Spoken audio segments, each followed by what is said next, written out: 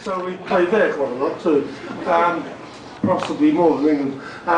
So we'd been touring for about 3 years, approximately that kind of time, and we've been doing pretty well. And you know, young bands' fortunes, they kind of rise and fall with what else is going on. And apart from those poppy songs, we were kind of like a Motown-based band that everyone was in those days. Like the Who kind of were when they started, and bands like The Action, you probably don't know, but were very big and into that kind of music. So we were touring around, and we were in the north of England for a week doing a string of shows, which turned out to be kind of a little bit not on the best attended side, because it was very cold and very wet and people just weren't coming. There were places we played before and they liked us, but it was just not a good week weather-wise. And we were looking forward very much to going down to London to do our regular Tuesday night spot at the Marquee Club, where we supported the bigger acts at the time, people who had hits.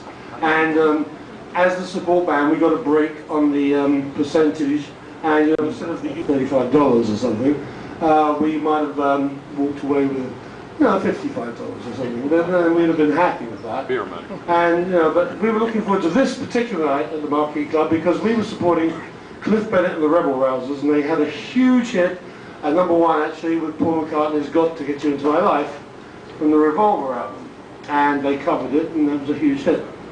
So we got down to the club, and we were, trying to cheer ourselves up because it hasn't been a great week, as I keep saying. And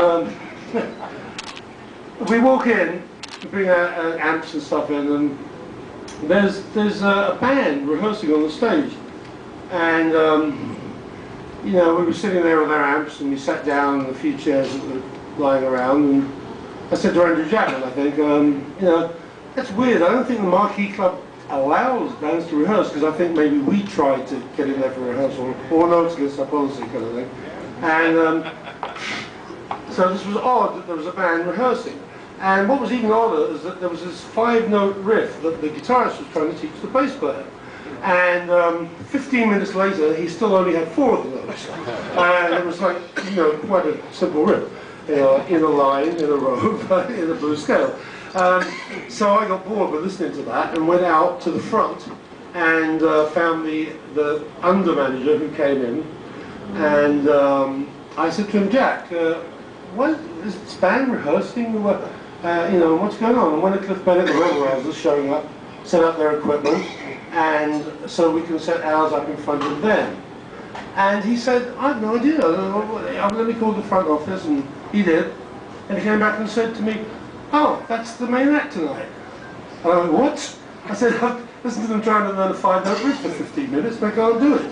He goes, no, you're supporting them. Although we didn't really, have big clubhouse meetings around it. But there was never a time when the bass player or the guitarist would interact verbally. And